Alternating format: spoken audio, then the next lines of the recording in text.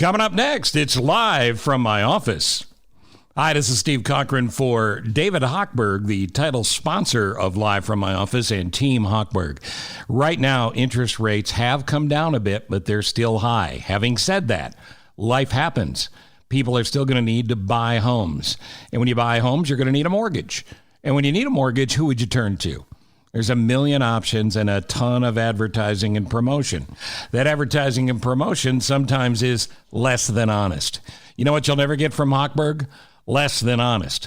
Sometimes, I'd argue, he's too honest, but he actually wants to save you money. So even now, with these interest rates being what they are, if you have to do a mortgage, there's only one place I would call, the place I've recommended to my sister, to my son and my daughter, the place I've used and they've used. It is Team Hochberg, David Hochberg. They're the people to get it done. And by the way, if you're a company HR benefits manager, he's doing a new thing, an affinity program that it's free, and it's another great way to incentivize future hires at a time when more people need great people to come to work for them. What are you offering them? This is a great benefit. Again, doesn't cost you a thing, and it's going to help your new employees get themselves mortgages and the best mortgage help from David Hochberg and Team Hochberg. So you HR benefit managers, ask about it at 855-56-DAVID or 56david.com. Team Hochberg and David Hochberg, they're getting it done.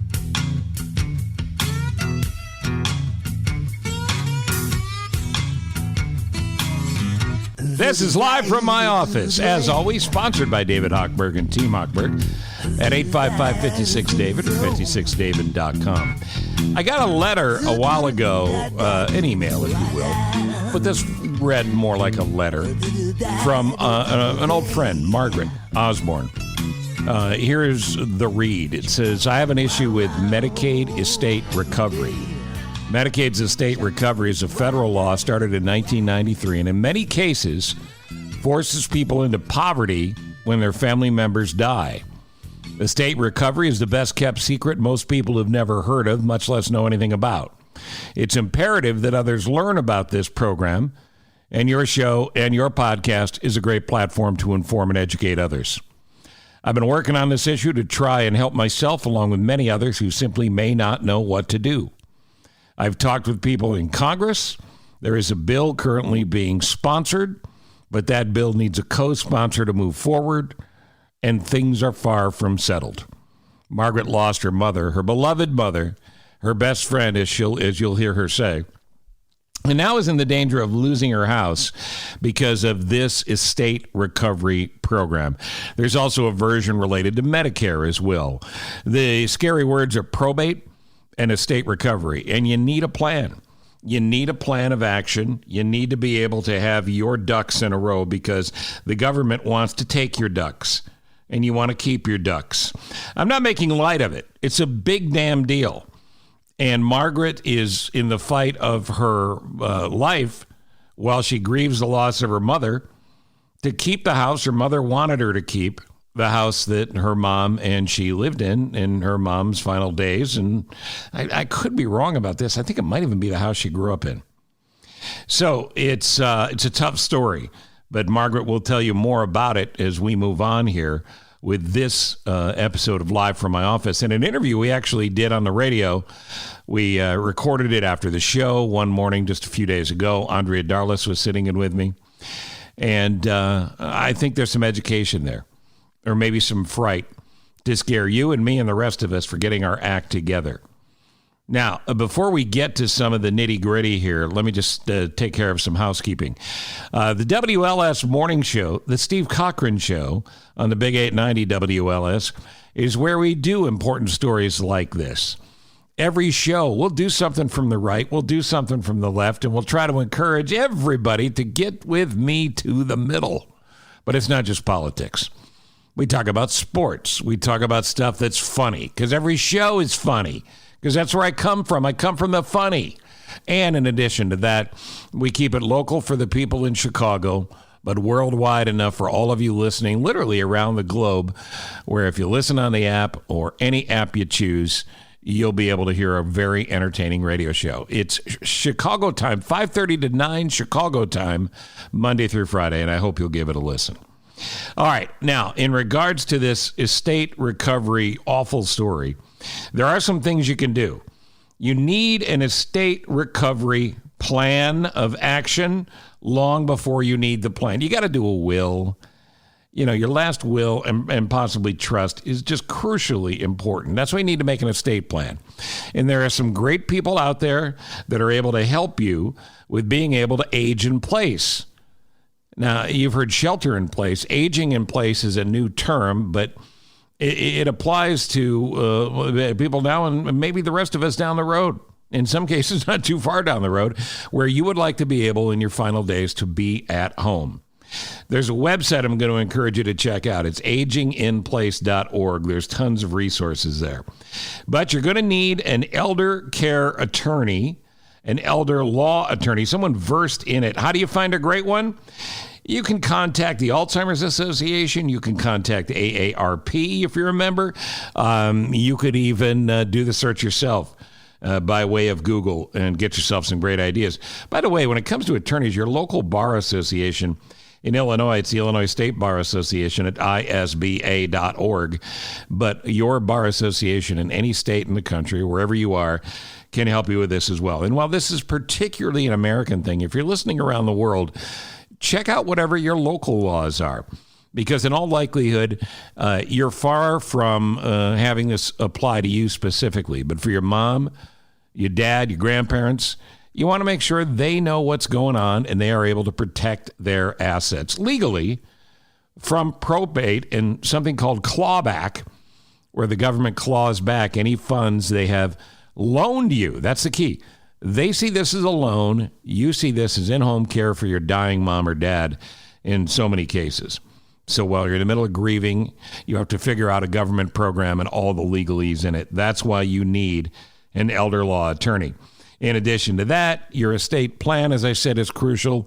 There are great estate planners. There are shady estate planners, just like in everything else. But those same resources, the Alzheimer's Association, the AARP, a local hospital, a local nursing home, they can help you with all of that as well. Or again, Google it up and do your own research. So here's a couple of quick tips that I've culled from my own research as well. The estate plan includes things like making sure you've got a will that's done. Could include a living will. And then there's something called an irrevocable asset protection trust. The irrevocable word in there is big. It's very important. Some states it means different things. And you can put your house in there. You can put your checking account in there. You can put anything of great value to you in there and operate your life out of this trust. It's not complicated. I've done it. And you protect your assets after you die. You can buy an annuity. An annuity can be specifically set aside to pay for your care as you get older. Or you can look into long-term care insurance. It can be very expensive, but there are ways to do it, and they can be tied to life insurance, for instance. But that's something you ought to look into. Maybe you can have your kids take care of you. There are ways to do that and structure that in a way where your kids can take care of you and have your assets and the things you'd like to leave to them safely protected. But a lot of us don't want to be a burden on our kids. Me? Oh, I'm different than you. I'm looking forward to being a burden on mine. But no, you need a plan. And they refer to the 60-month rule, which is 60 months, 5 years, a 5-year rule, 5 years before you're ever going to need elder care, your mom or dad are ever going to need it. That's when these plans should go into effect, because it can't be something you do overnight. There's even some school of thought that if you don't own anything, they can't take anything, and they still have to take care of you. But that is a very dicey way to go, and it's not advised by most people. Now, I am not an expert in this field. Those, again, are things I got from my own research just to be able to talk to you about it now. But remember, you need an elder law attorney, you need an estate plan, and you need to look at the show notes at the end, because we've got links to important places here that I've already discussed and that will be discussed during the interview, where you can learn more about this estate recovery situation and how to protect your parents, your grandparents, your aunt, your uncle, whomever, and give yourself an education in the process for what's coming down the road. All right, so that's the setup. Here's the deal. We're going to take a break. We're going to come back, and you're going to hear this interview in full with Margaret Osborn. We played a shorter version on the radio. This is the more full version of this discussion with a wonderful woman. Margaret's one of the best people I know. And I feel terrible that she's going through this. And I think you will too after you hear it. But her goal is to make sure that you don't suffer and the people you love who are older don't suffer because they didn't understand a government program and they got involved in something that, frankly, they didn't know they were involved in. So hear Margaret's story next as we continue on Live from My Office. It's the best golf summer ever, and you can enjoy it at Cantini Golf Course, one of my absolute favorites. CantiniGolf.com is the website. I sat down with Matt Tuller, their terrific head pro, and talked about all facets of the game, the most mental game. And if you're struggling to break 100, should you really be spending all that time thinking on the golf course? I think that they should be concerned the most about it, right? I mean, they've got the most to gain. They can get their scores down into the 90s, even the 80s, right? Thinking around the golf course. Majority of individuals who shoot over 100, it's simple mistakes, right? That maybe were costly off the tee because they decided to hit driver on a short par 4 that they put it out of bounds on, or maybe they were punching out. They didn't see that trouble that was behind the green. That maybe they put it into some water. Similar things when we were talking about pitching, right? They looked at, oh, look, it's only 50 to the pin, but they don't keep in mind that it's 45 to carry the bunker. They short-side themselves. So I think they've got the most to gain from thinking around the golf course, and they can save the most strokes. Think about how you're going to play next time and how much better you can be. Get a lesson at Cantini, have a great time on their 3 nines and one of the finest golf courses there is, period. Book your tee time or get your questions answered. CantiniGolf.com, CANTIGNY Golf, CantiniGolf.com, 630-260-8197.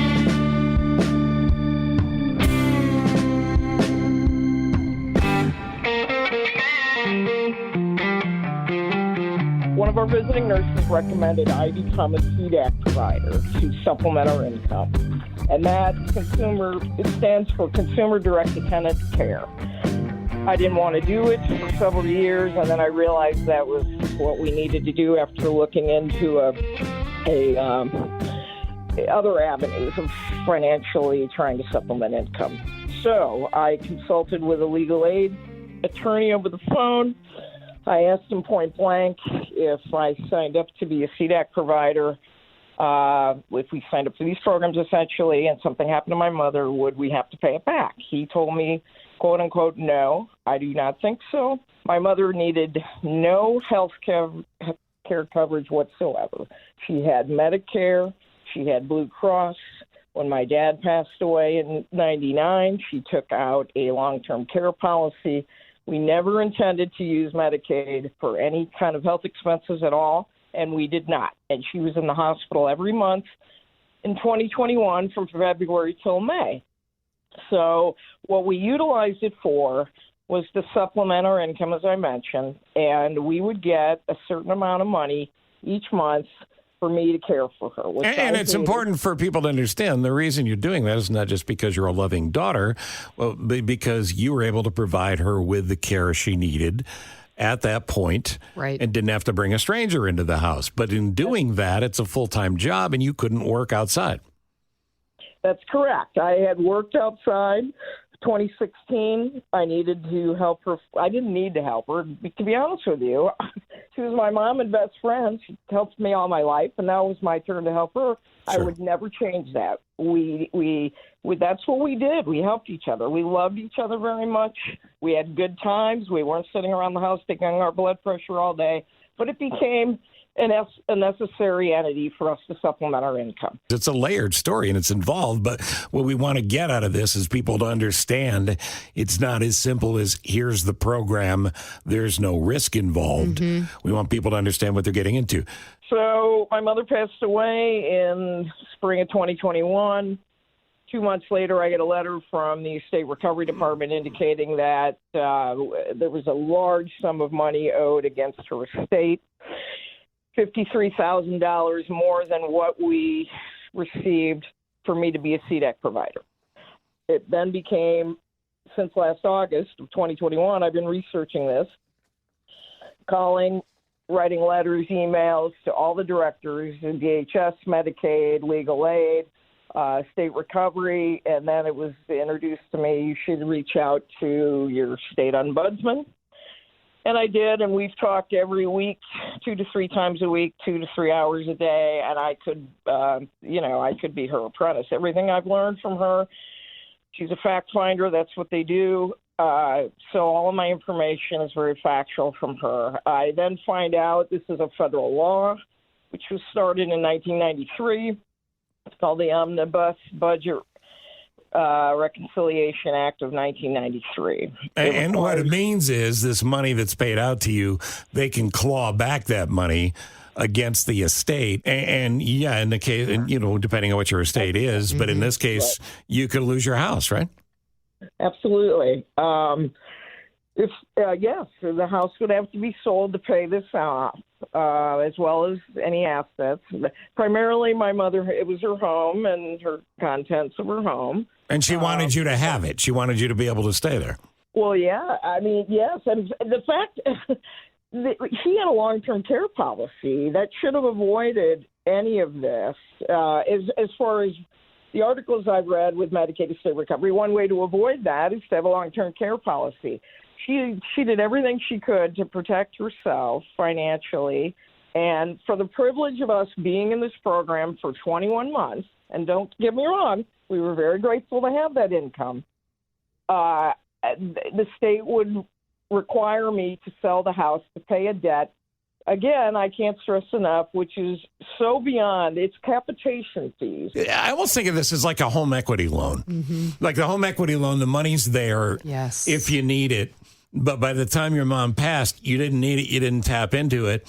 But they're saying you have to pay it all back because we set it aside. We sent it to the insurance company, and the fees thing, you talked about it as well. Yeah. So point being, it sounds like such a terrible program, and it's easy for me to say, but you got to find another way. Right. That's the horrible lesson you've learned.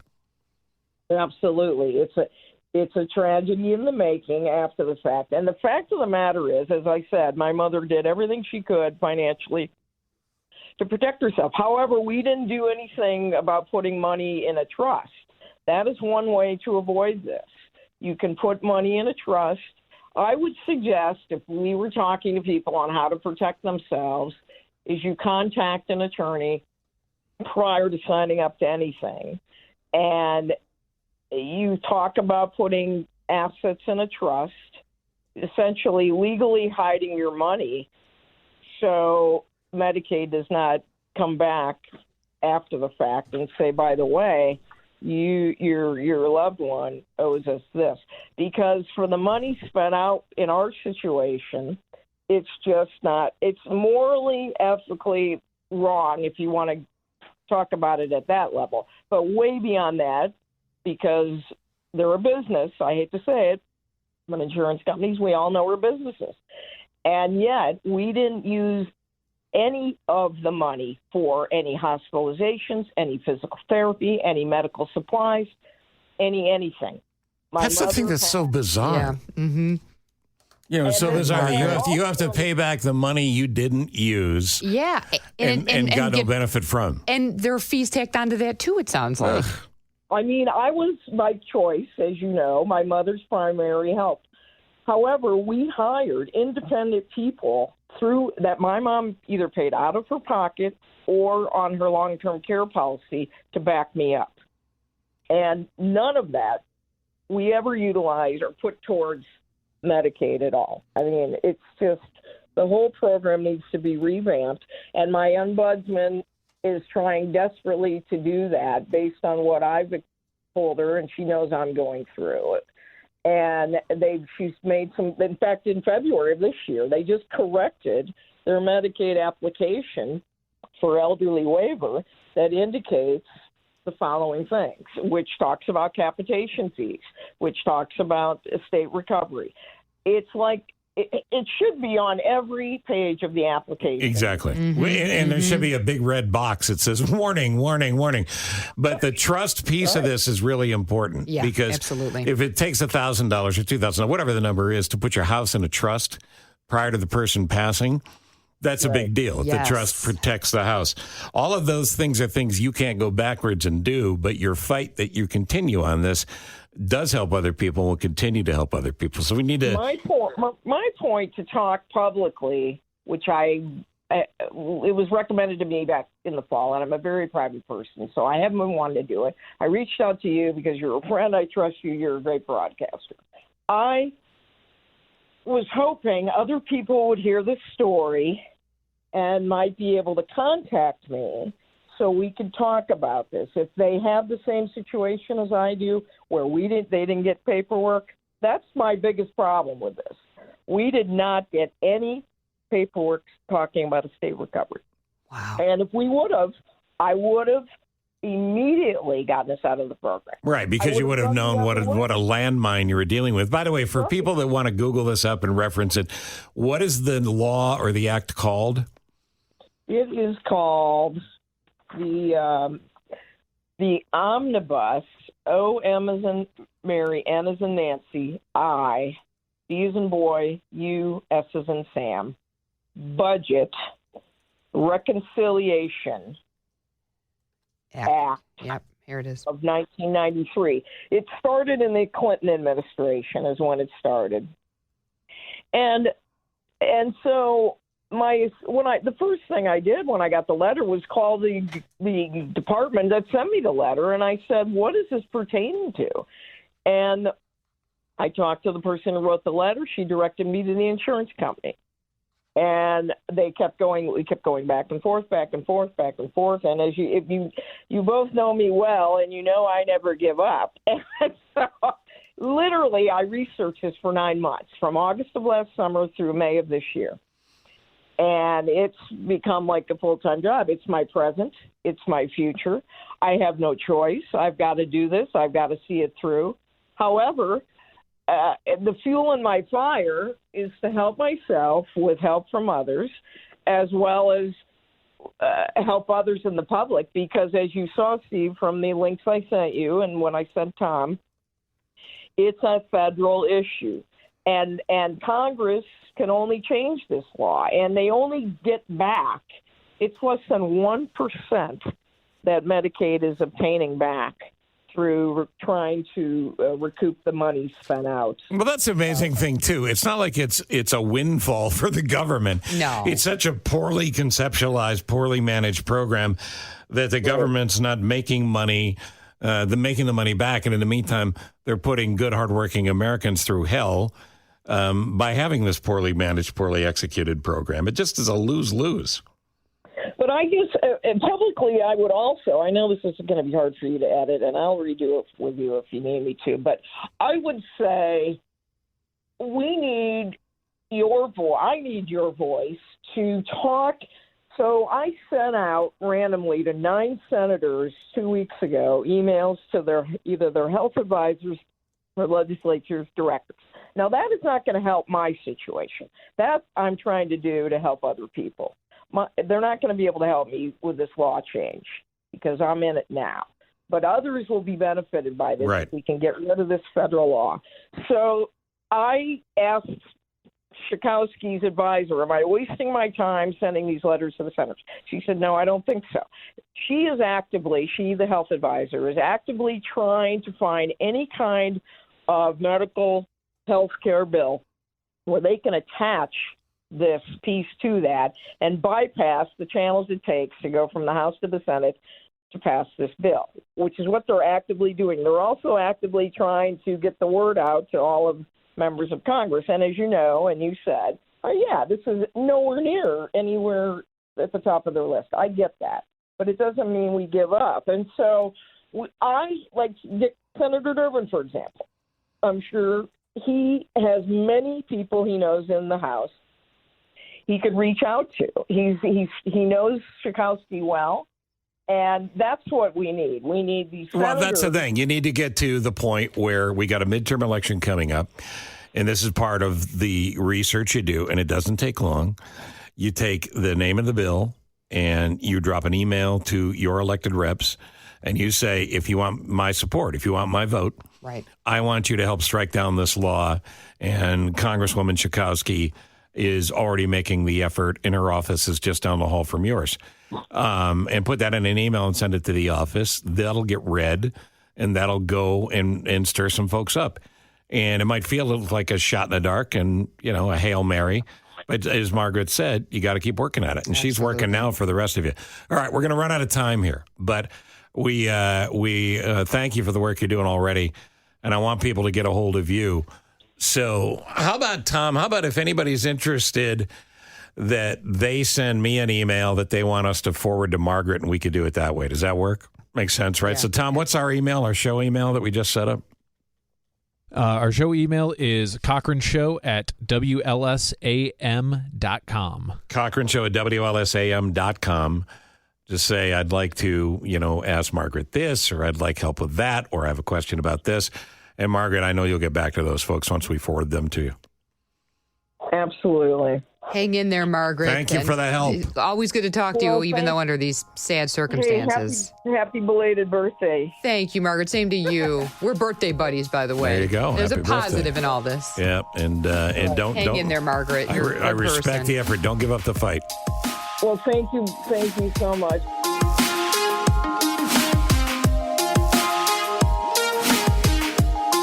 Well, believe it or not, there is a break in interest rates, but it's not going to last. There's a slight drop in interest rates right now, and if you have to buy a house this summer, if you got to do a refi, there's no upside in waiting. Look, if you're purchasing a new home, refinancing your existing home, securing a VA loan or reverse mortgage, do what I always have done. Call Team Hochberg, a trusted local lender. Liam is a trucker. He called for a free consultation after being charged crazy high closing costs by the rocket-loving lending people. Team Hochberg loan officer Johnny Hendrickson explained the costs that the rocket-loving lenders charged him. And the last time he refinanced, he also needed some help, and Liam got it from the fine people at Team Hochberg.